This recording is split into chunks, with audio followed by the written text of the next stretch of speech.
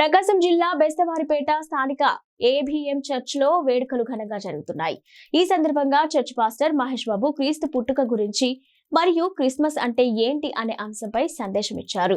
Christmas అనగా దేవుని ఆరాధన, ప్రేమ, కరుణ, సేవలలో కూడిన శాంతియుత జీవన మార్గాన్ని ప్రపంచానికి అందించిన యేసుక్రీస్తు అని, యేసు చూపించిన నిస్వార్థ సేవా మార్గంలో నడిచినవాడు.